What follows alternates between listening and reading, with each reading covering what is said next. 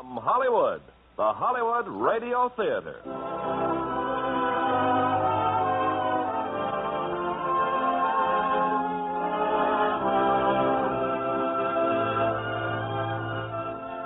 Starring Gary Merrill and Shelly Winters in Phone Call from a Stranger. Ladies and gentlemen, your producer, Mr. Irving Cummings.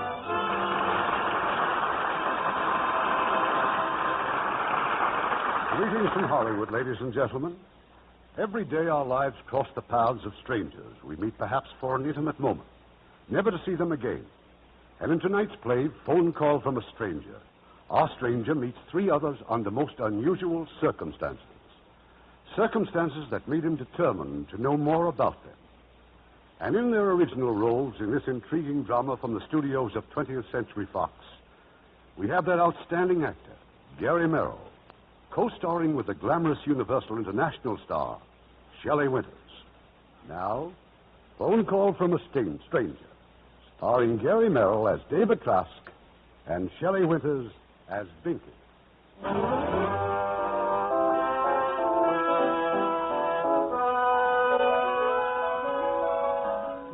That night I made up my mind to leave. I waited until Jane had put the children to bed. Then I packed the bag and went out to the airport. I had my choice of destination. I picked Los Angeles. Then I went to a booth and phoned the house. David? But where are you? Where are you phoning from? It doesn't matter, Jane. I just wanted you to know that I haven't gone off to do anything foolish. It's nothing like that. Then what is it, David? I just couldn't stand it any longer. I'll have to figure out another way of living without you. That's all. David, please. If I could just see you. Tell the kids I was called away in a case. I'll work out some other explanation when I've had more time to think. Just don't let them know yet. But where are you going? I'll let you know when I get there. David, darling, please. Please don't go away, please. Why not? You don't think you'll be lonely for long, do you? Oh, haven't you ever made one mistake in your life? It's no use, Jane. Just look out for the kids. I'll let you hear from me in a day or so.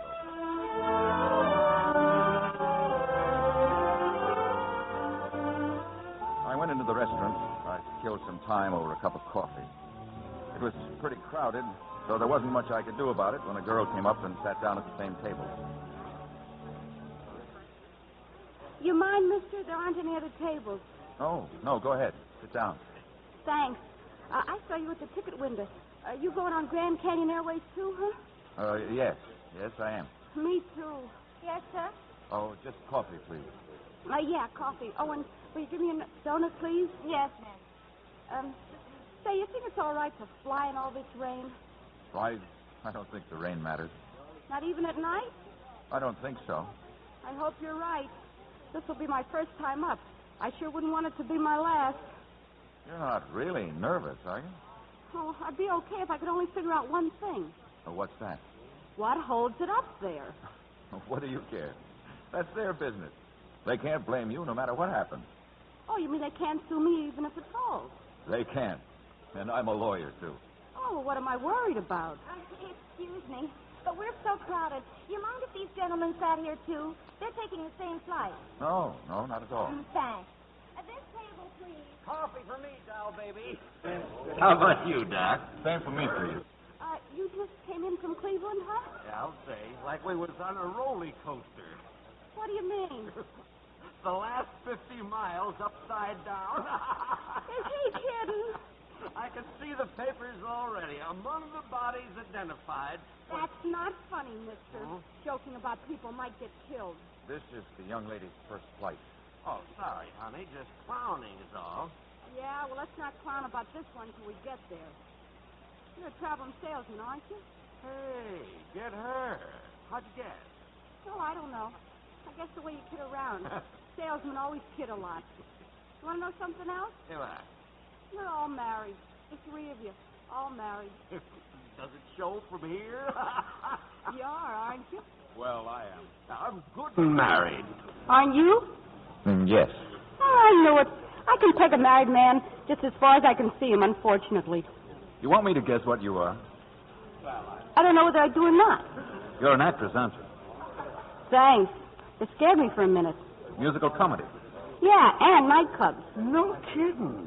What do you do, sing and dance? Both. Did any of you gentlemen happen to see Let's Go? That was a show in New York. Why, yes, about a year ago, wasn't it? You remember Thank You So Much, Daddy? I beg your pardon? The song I sang, Thank You So Much, Daddy. Yes, I remember it. I saw it with my wife. Well, let me tell you about this here number. This is the only song I got in the show. And then out of town, some head shrinker wants to throw it out.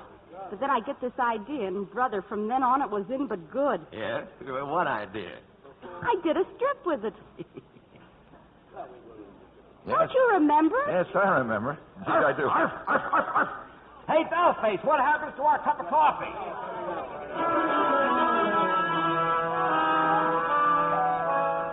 We sat there talking, the traveling salesman doing most of it, and I learned that the man with him was a doctor. Well, the plane took off. The girl was still frightened, so she asked if I'd mind if she sat next to me. Babies fly nowadays like it was crawling from the dining room to the kitchen. But me, just feel my hands are absolutely clammy. Tell me something. If you're so nervous, why fly?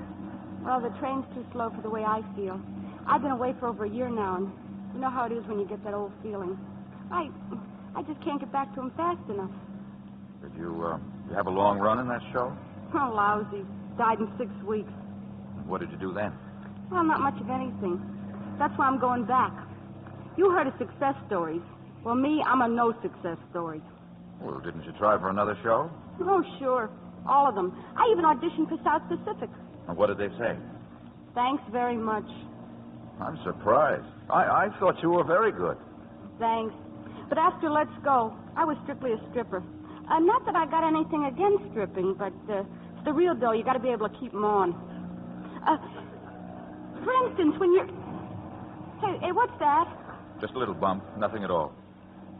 Nerves, I guess, huh? You go through life like this? You mean worrying? Worrying unnecessarily. About things you can't do anything about. Well, I don't know how unnecessary it is, but airplanes got a very high priority on my worrying list. Well, try to relax a little. Aren't you sleepy? You kidding? Well, do you mind if I take a little nap? Oh, no, go ahead. You sleep. I'll watch. Thanks.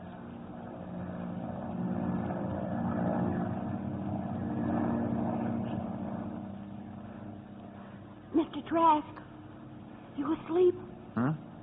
Oh, no. My name is Carr. My stage name is Binky Gay, but my real name is Mrs. Bianca Carr. Thank you. Well, I meant as long as we'll be together all night, we might as well know each other's names. Now go on, go back to sleep.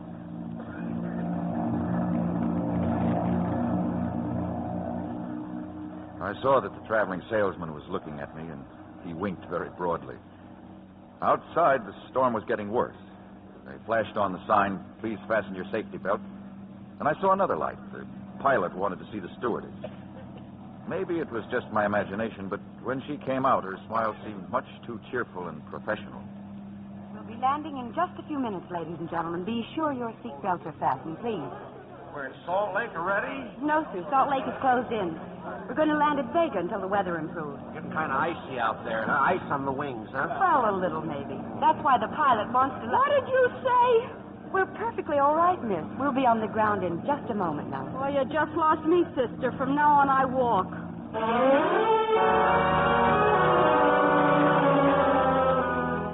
It was a small airport, bleak and lonely on the edge of the desert. And we sat around wearily and waited while the rain beat down.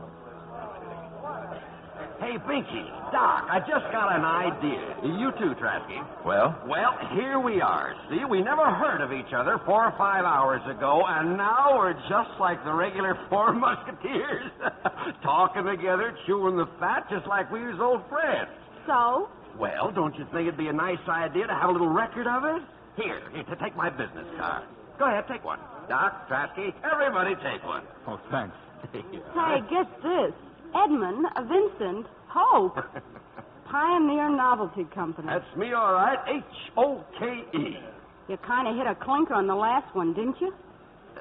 Listen, Mousy, anybody who calls herself Binky Gay enters such a discussion under a distinct handicap. Now, what about you, Doc? Care to give us your name and address? Well, I should have some cards with me. Yes, I have. Good. Trasky? Well, I'm afraid I don't have any permanent address right now. How long are you going to be in L.A.? Well, I don't know yet. Okay, then, you call us. We'll make you chairman, which brings us to you, my good woman. Huh? Here, write it down for each of us. Name, address, phone number. All of that trouble for my phone number. Why didn't you just ask me? No, it's nothing like that. Unless, of course, you insist. No, I'll fight it for a while. Good girl. Say, I've been telling you guys I was married. Would you like to see how married I really am? Here's her picture. Wow, in a bathing suit yet. Take a look, Doc. Mrs. Hope. It ain't her uncle. Congratulations. Thank you very kindly. Show it to Trasky. How'd an old crock like you ever tie him to a dish of cream cheese like that? Well, I've got that certain ingredient, honey, with that locked-in flavor. Locked in is right. Well, she's very beautiful. Yes, she is. Well, here you are, fellas. Name, address, and phone number. But after that picture, it looks to me like you're more liable to call Hoke's number than mine. Hey, Trasky, where are you going? Oh, just out to get a breath of air. But it's pouring out there. Oh. Hey, Doc, you got a picture of Miss Fortness? Sorry, no. Excuse me a moment.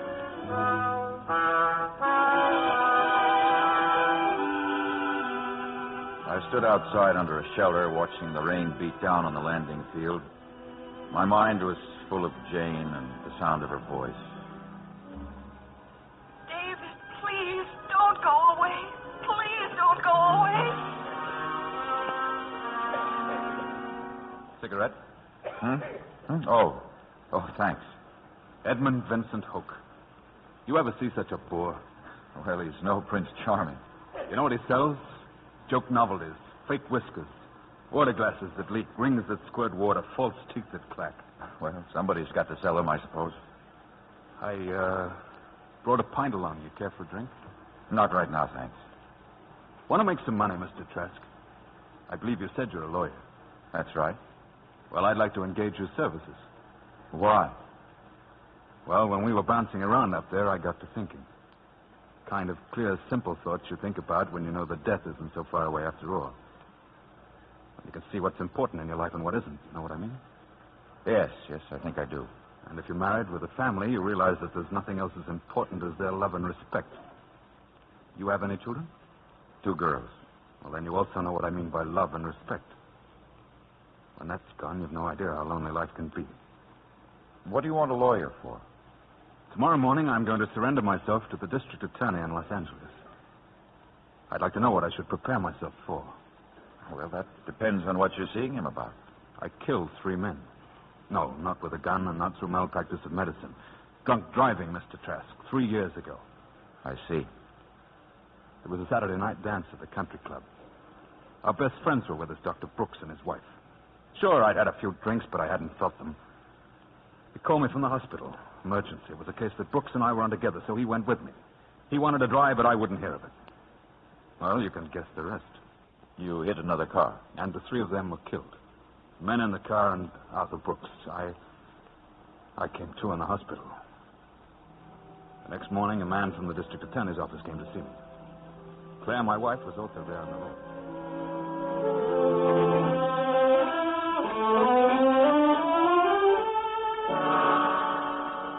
Barge in on you like this, Doctor. Just 1 or 2 questions. I can come back later on. It's all right. Go ahead. You know what happened, don't you? He knows, Mr. Thompson. They're dead. Yes, they told me. I never saw such a wreck. You really must have been traveling.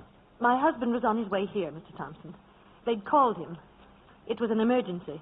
Of course. You had to hurry. You were driving, weren't you? Driving? No. Oh? Are you sure of that? What do you mean? You were thrown out of the left side of the car. Dr. Brooks was driving the car. Do you have anyone who can testify to that? Yes, I can. Oh? Dr. Brooks was behind the wheel when he and my husband left the country club. Well, that's all I have to know. You're a lucky man, Doctor. Thank you for seeing me. Well, that's it, Trask. I'd lied, of course, and my wife backed me up. But she knew. And since then, nothing but loneliness. Now you're on your way to tell the authorities the truth about it, hmm? Yes, after 3 years. But don't worry too much about it. We'll be able to handle it somehow. Now, as soon as we're... Frasky, Doc, man says we're going to take off. All aboard, everybody. We're going to fly 10 miles non-stop this time. Do me a favor, will you? Ride on the roof the rest of the way. A real comedy character, this name. Drop dead. I guess we're going to try it again, Mr. Trask, huh? You feel better? You think you'll be okay this time? Oh, sure. The pilot just told me it's all downhill from here. So we went aboard. They told us we'd be in Los Angeles in 2 hours. If they only knew. If they only knew.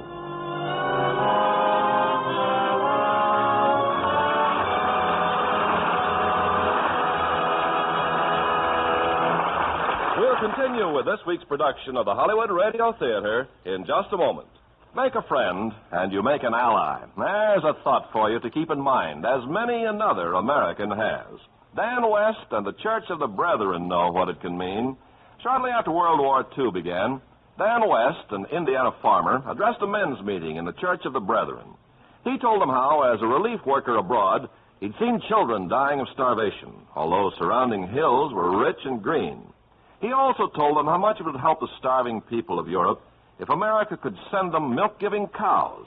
In full agreement, the Brethren appointed a committee to put Dan West's plan into action.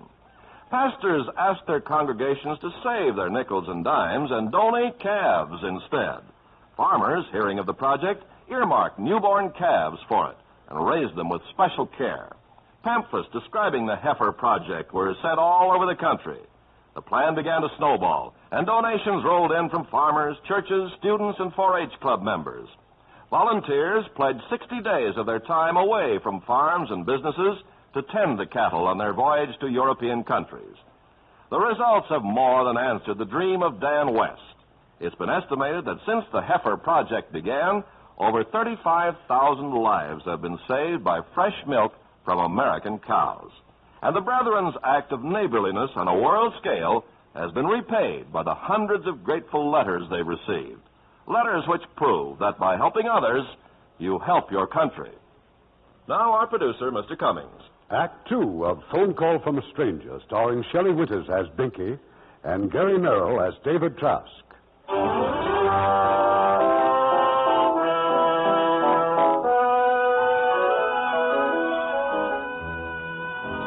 Yes, we were on our way again.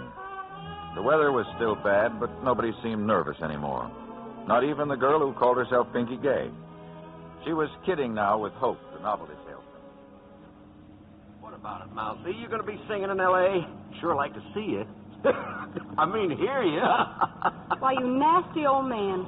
What do you mean, old? I got a good mind to write your wife. Go ahead. She can't read. Anybody marries you, I don't believe she can even see. She's okay now, huh, Trasky? She's beginning to get insulting again. Go on back to your seat. You're tilting the plane. Don't get tough with me, babe. I'll jam your zipper. Yuck, yuck, yuck, yuck, yuck. Well, now we'll say goodbye now, but just in case we miss each other when we get in, don't forget, the 4 Musketeers. I won't. You'll call us, huh? Like we decided. We'll get together sometime and have a few laughs. I'll call. What a joker. You know, if I really batted an eye at him, it'd be out of here like a scalded cat. On account of his wife? I don't know. I'm not sure. But I just don't get it. There's something phony about that whole setup.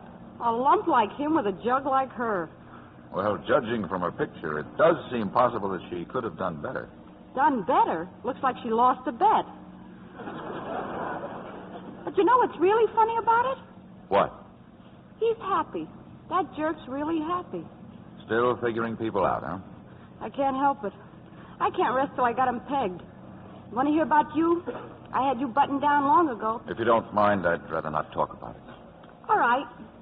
You want to hear about me? You told me some of it before. Yeah, but there's more. I got mother-in-law trouble. Ever hear of it? Vaguely. You ever hear of an old doll named Sally Carr?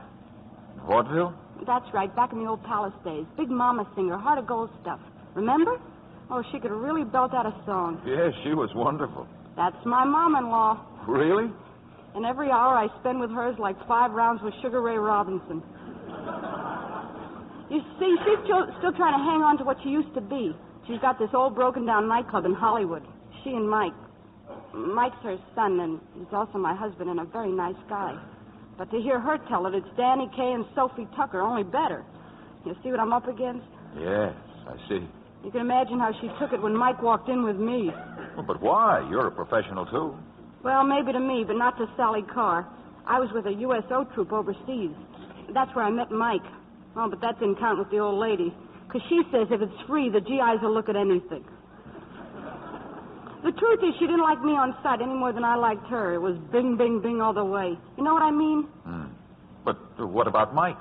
He did what a husband usually does in a spot like that. Refereeing with Mumsy in one corner and Sugar Lump in the other. So pretty soon all 3 of us are hanging on the ropes. And then I get this bright idea how to straighten out the mess. I'll go to New York and show the big town what I really got. Make a monkey out of the old dame. So I do the same and make a monkey out of myself. Joke over. And now you're going back. But why? Look, just give me Mike and a couple of kids and she can have all the rest of it. You think you can take Mom now, huh? After a year of loneliness, I can take almost anything. She'd turned her head and looked out the window, that faraway look. And I sat there trying to forget all that she'd told me and what Dr. Fortness had told me, that matter between him and the district attorney. I wanted to think about myself and about my wife. And I wondered if she told the children yet what I'd tell her when I phoned from Los Angeles. And then out of nowhere, I knew that something was wrong with the plane. The motors sounded different. The whole fuselage was shaking, trembling. There was a sudden frantic cry from the passengers and then the crash.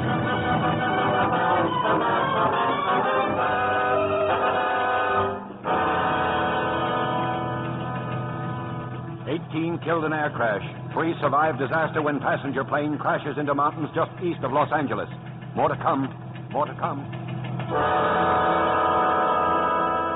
3 survivors. Myself and 2 others. But not Binky Gay, nor Dr. Fortness, nor Eddie Hope, novelty salesman.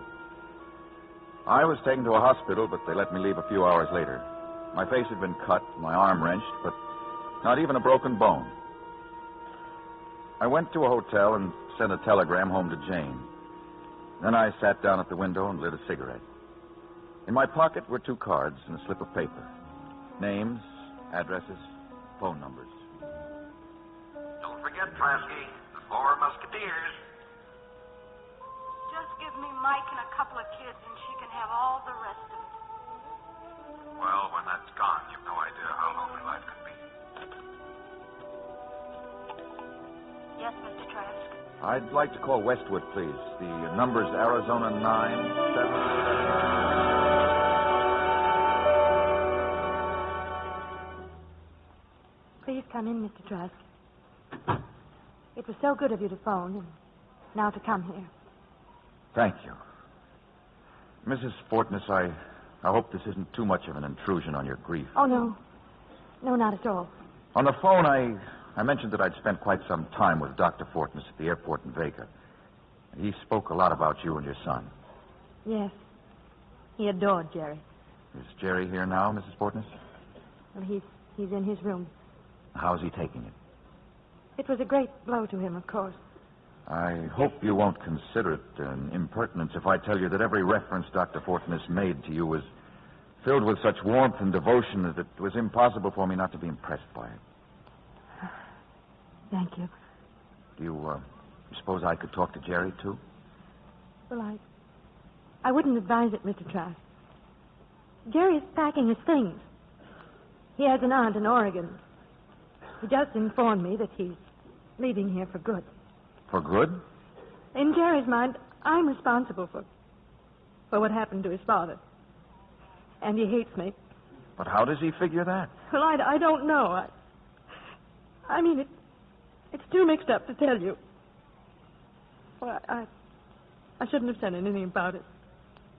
I do appreciate your coming here and very much what you told me. I just don't like to leave like this. No, I'm all right now. Thank you. Mrs. Fortness, what if we went upstairs and talked to Jerry? He won't even let me in his room. But we could try. You're wasting your time, Mr. Trask. But if you want to, the least I can do is to let you try. This way, please.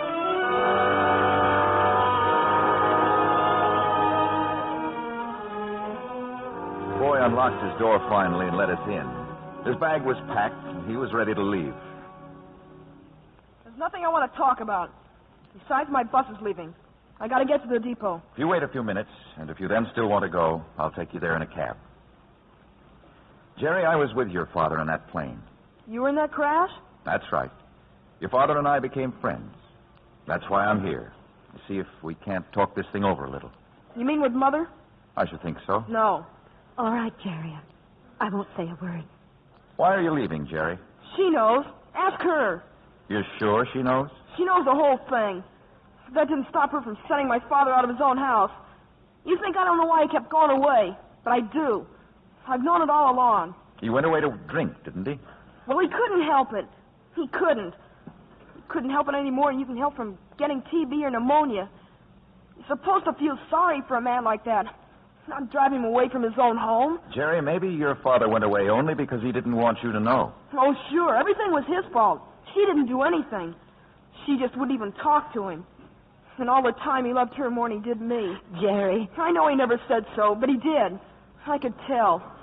And my loving him just wasn't enough for him. Now let me go. No, Jerry. Not until you promise to behave yourself. And get it through your head, I didn't come here just to listen to a lot of whining nonsense. That's not the way to handle my son, Mr. Trask. Now, please, I'd prefer it if you left. Not until I've explained one thing to him about his father. I don't want to hear it. I'm afraid you'll have to. What about his father? The other night, Dr. Fortness engaged me as his attorney.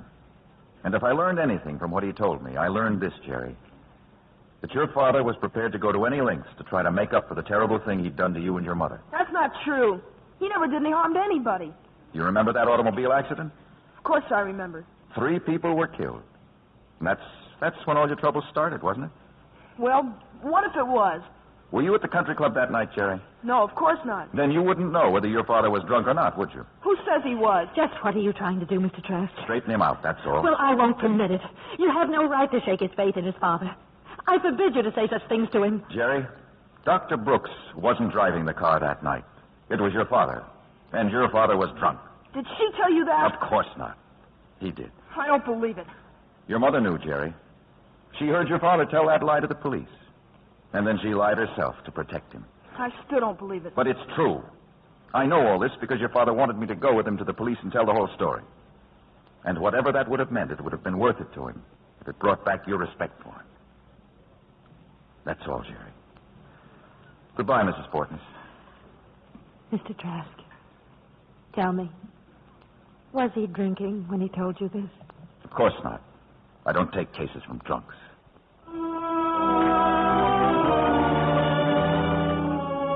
I looked back as I walked out the door. Jerry was in her arms, crying.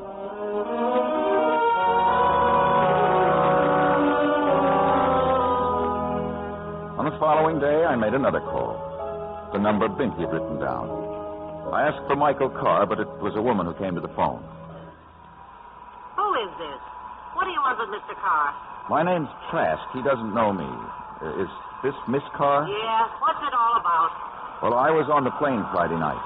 What plane? For that plane from Chicago.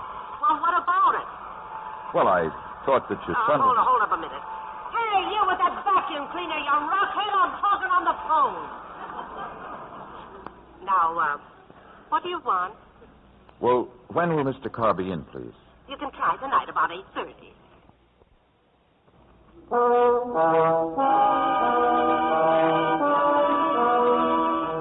It was a second-rate night spot on Sunset Boulevard, the Club Car. And when I asked for Mr. Carr, I got the mother again. She hustled me off to her office. But it was clear from the start that she didn't know about the plane crash or that Binky was dead. You sit down. Hey, rockhead, you serve one more drink while I'm stinging a number in your can. What do you want with my son? He's busy right now. Well, if I can wait for him, Is it about Binky? Well, yes. You the lawyer? Well, I am a lawyer, yes. Well, if it's alimony she's after, he's not going to give her a nickel. Well, has she asked for any yet? No, but that's what you're here for. I know that dame. As a matter of fact, I'm only here to get a line on the situation. I'll give you plenty of line on it. She never cared a plug nickel for Mike. All she was after was the name and what she could get out of it. How well do you know this dame? I met her only once. Well, just let me tell you something, mister. If I'd been that girl's own mother, I couldn't have treated her any better. Nearly broke my back trying to make that marriage work. I see. Oh, you wouldn't believe it. The abuse I took from her. But you think I'll let him know it? I'd rather have cut off my arm. But last week, heaven help me, I had to tell him. Well, why last week, Miss Because Clark? I couldn't stand to see him eating his heart out any longer. Not for her. So I let him have it. But good. And he decided to get a divorce. What else could he do? And her already gone a year? Did she ever tell you the way she left here? I'll bet she didn't. Well, I'll tell you why, and it'll stand your hair on end. Right in this room it was, just 1 year ago. She waltzes in here with Mike, just like the old days.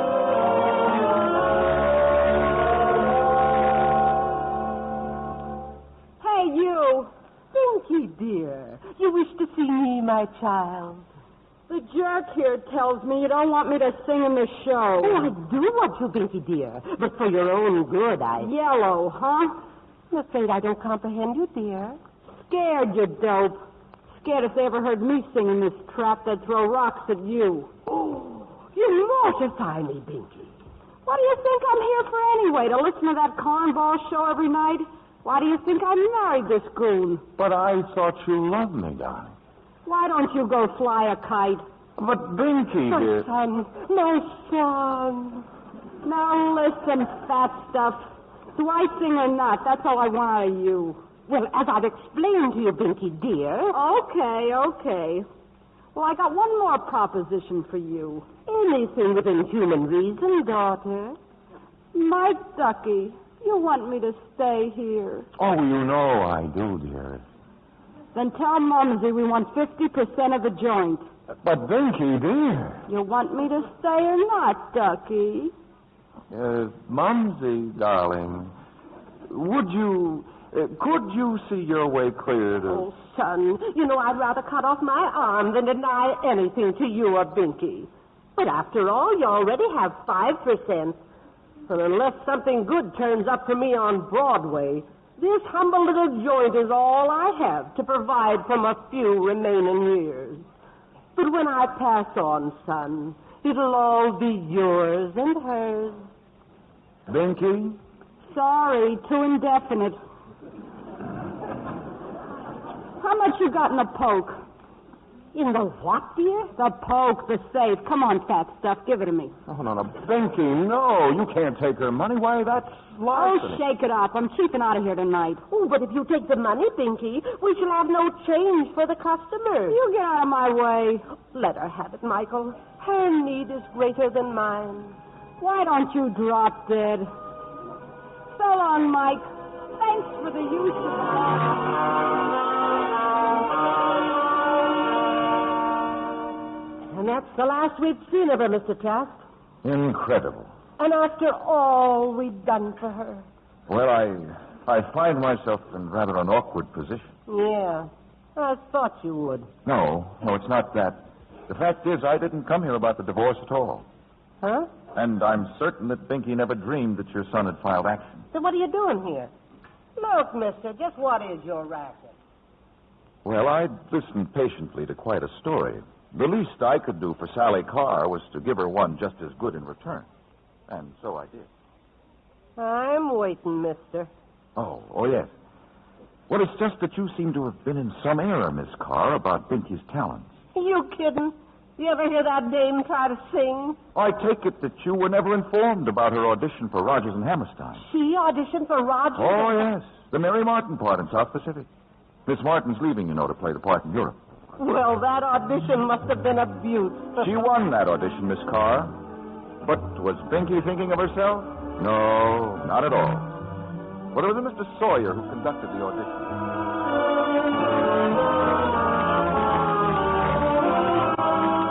Well, Binky, you got the part. Aren't you going to say anything? Oh, I'm grateful beyond words, sir. But I hear there'll be other newcomers to the cast. What about the part of Bloody Mary? Oh, they'll get somebody. Oh, that's a nice part. Nice? Why, for an old doll, that part's a dream. Mr. Sawyer, do you remember Sally Carr? Sally Carr? Holy smoke, what a great idea. But is she still alive? Oh, very much so. And she's still belting them out as good as ever. Oh, Mr. Sawyer, and that part should be terrific. She really would. Where did you dig her, kid? Oh, she's my mumsy, my mother-in-law. We've had our little differences, but she's still a grand old gal with a heart of gold. And as Bloody Mary, why, she'd be sheer heaven. Sally Carr. How can I get in touch with her? Oh, you needn't bother. I'll phone a friend of mine out there tonight, Mr. Trask, a lawyer. I'll ask him to talk to her. Miss Carr, that's why I'm here. But under the circumstances, I have no intention of embarrassing you with Binky's suggestion. I had no way of knowing how inexcusably she treated you. Yes, Miss Carr? Ah, beat it. I'm busy. It's me, Mike. Oh, just a moment, Mr. Carr. Could I see you out here for a moment? It's just what I was about to suggest. You're Mr. Trask? Yes. Bartender said you were asking for me. I heard you talking to my mother just now. What was the idea? Well, the idea originally was to bring you some very tragic news. I just heard. I got a telegram a few minutes ago. I'm terribly sorry, Mr. Carr. When did you see Binky? I was on that plane. Well, did she say anything? I mean, about why she was coming back? She hadn't received the notice of divorce, if that's what you mean. You're sure? Positive. As far as she knew, she was just coming home to you. As for that nonsense I told your mother, well, Skipper, just don't be around when she finds out. Thanks, I won't. The reason I didn't stop you myself, I mean, really stop you. Well, you were giving Binky such a beautiful success. Kind she always dreamed about. Never could have. Because you gave it to her. Good night, Mike. Good night, Mr. Trask. Thank you.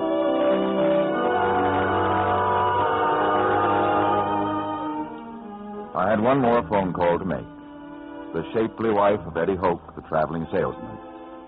Yes, Mrs. Hoke would be at home. She'd be very glad to see me any time I cared to call.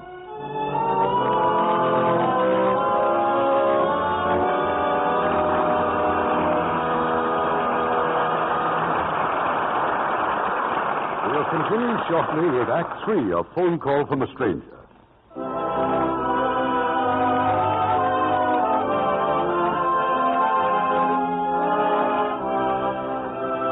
We pause now for station identification.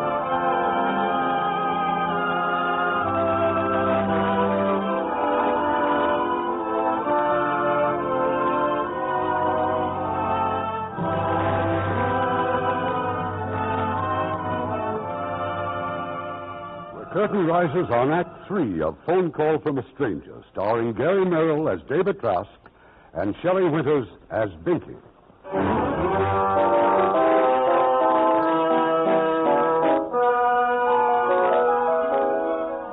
So I called on Mrs. Hoke, the beautiful bathing beauty whose picture her husband had passed around with such pride.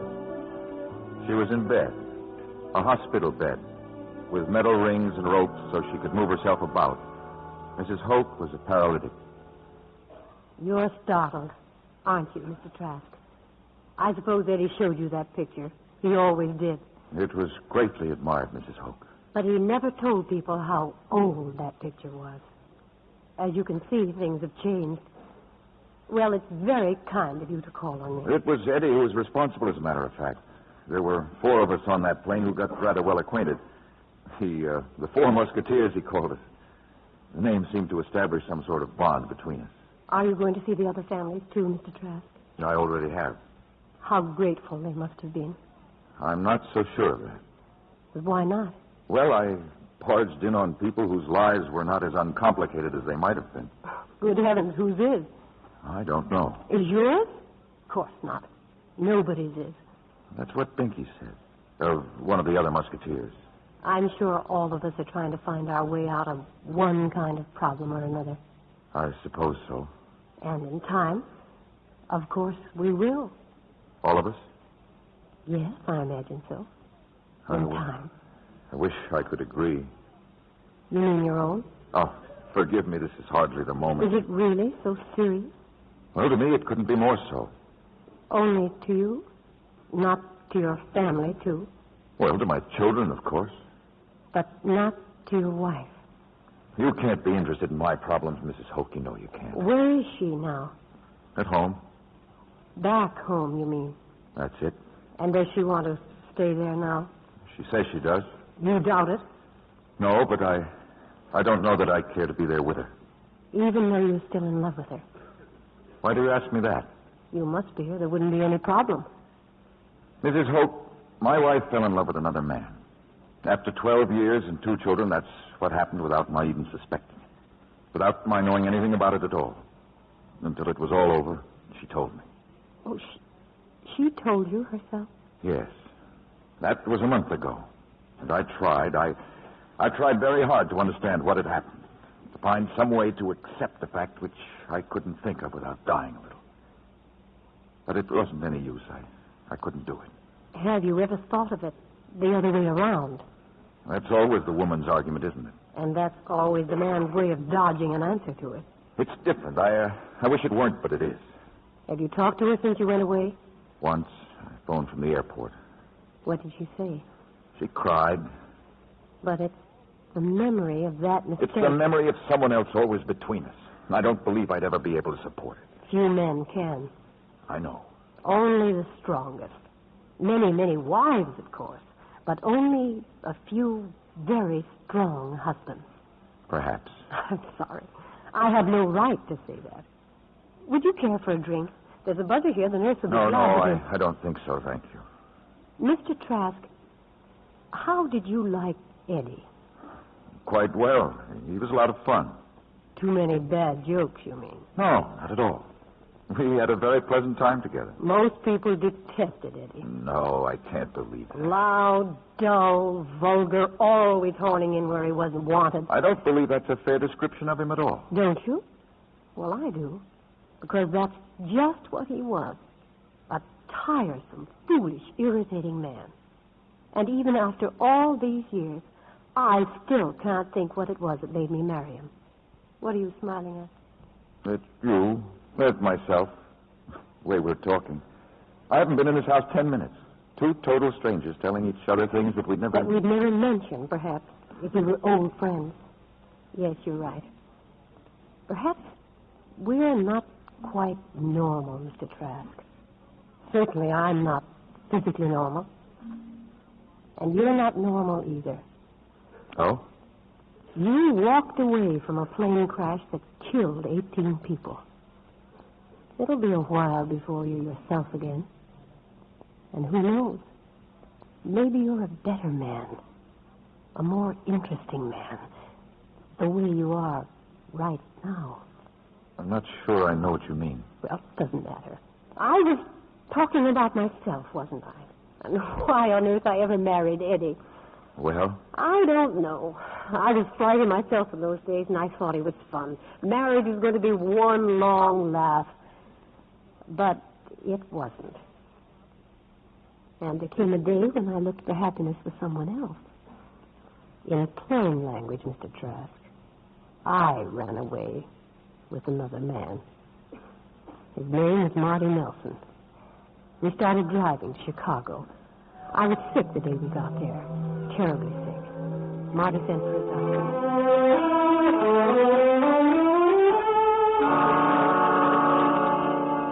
I can't say for certain what her trouble is, Mr. Nelson, but she can't stay here in a hotel room. She's got to get to a hospital. A hospital? What is it? How did she get that bruise on her head? Well, on our way here, we stopped off at a lake. We went swimming. She was diving, came up under a raft. But she didn't say it was anything more than a bad bump. How long ago was it? Last Thursday. Well, that's it, I imagine. Without getting technical about it, she seems to be suffering from a blood clot on the brain. But she was perfectly all right, just a bad headache, she said. Sometimes these things develop very slowly. Well, what do you do for things like this? X-rays, of course, various tests, consultations, but I'm afraid we'll have to operate. There's partial paralysis already. Her breathing's been affected, and that's why we can't waste any more time. You mean she's liable to die? No, I didn't say that. It's a delicate operation, but rarely fatal. But what is quite possible, and I think you should be prepared for it, is the residual effect. Some degree of paralysis afterwards. I'm afraid that's fairly common in these cases. She'll be paralyzed? I'm only pointing out that it's a possibility, Mr. Nelson. Now, with your permission, I'll make arrangements to get her into the hospital. Yes. Yes, of course.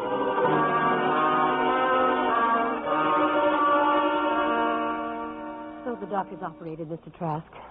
I was in pretty bad shape for several days. Marty was very attentive, or so he told me. I was too sick to know what was going on. But one day Marty didn't come to the hospital. The doctor told me he'd phoned to see how I was, but he must have made another call right after. Hello? Cashier? This is Mr. Nelson in room 1267. Will you get my bill ready right away, please? I'm leaving. I'm checking out. Thank you. It was a week before I could bring myself to realize that Marty had gone away and left me. But by then it didn't seem to matter. Nothing did. Nothing in this whole wide, empty world. I was paralyzed. I'd never walk again. Then one day the nurse told me I had a visitor. It was Eddie. And all he said was, "Hiya, baby. Hiya, beautiful." Dull, foolish, vulgar. To some. But not to me. To me, he was a man like a rock. Nothing could shake Eddie. Nothing could shake his love. It was from him that I learned what love really was. Not a frail little fancy to be smashed and broken by pride and vanity and self-pity. That's for high school kids. But a rock as strong as life itself. I'll miss Eddie, Mr. Trask. May I use your phone? Certainly.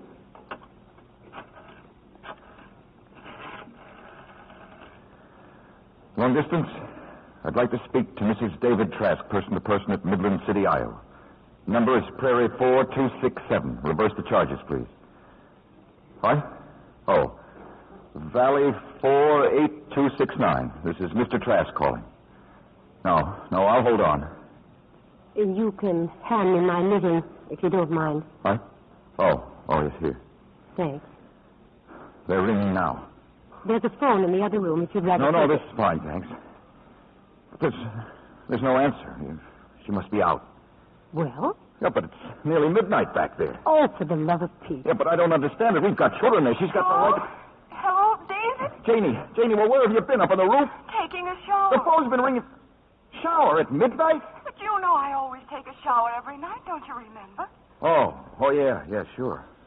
Well, how are you? We're all fine, David. How are you? I'm fine. How are the kids? I told you, they're fine. That's fine. What is it, darling? Well, Janie, I've been thinking about it, and the way things are, if it's all right with you... When you get on that plane and... I can't hear you. What did you say? David, do you still love me? You know I do, Janie. Oh, then please hurry, darling, please. I will, honey, the very first plane. Just don't wait around for the train. Just tell me what time you'll be coming. Well, I don't know yet. I'll have to call the airline. We'll meet you, David. We'll all come down and meet you. I'll make reservations now, and I'll call you right back. It doesn't matter when, darling. We'll be there. But, Janie, don't you want to even hear why? I said, don't you even want to know why I'm... She hung up. She was crying. Yes. Yes, I guess she was. Good night, Mr. Trask. Good night, Mrs. Hoke. It's been very nice meeting you.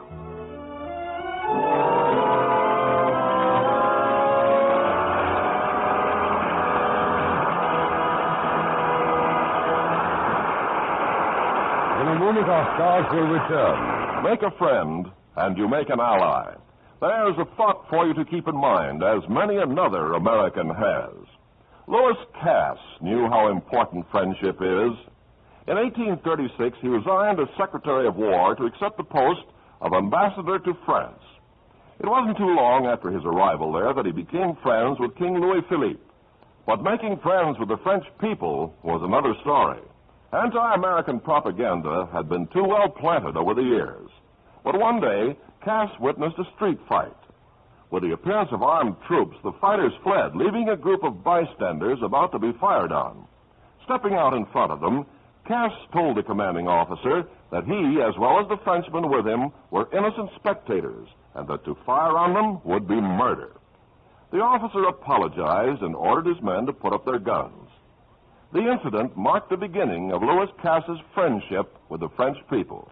Gradually, despite the attempted smears by other nations, Cass strengthened the understanding between his country and France, and he was eventually responsible for the signing of a treaty by America, France, and England, a treaty which guaranteed freedom of the seas to all nations.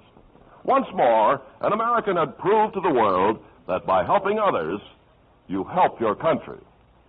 Now, here's Mr. Cummings with our stars. And here they are to take a well-deserved curtain call.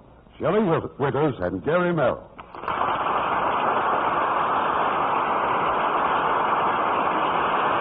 This week, we are presenting a truly great love story. The humorous drama of one of America's most beloved men. It's Warner Brothers, The Story of Will Rogers. And starring in the title role will be Will Rogers, Jr., and the winner of the box office popularity survey, a great Academy Award winner, Jane Wylie. Oh, it sounds wonderful, Irving. Good night. Night. Good night.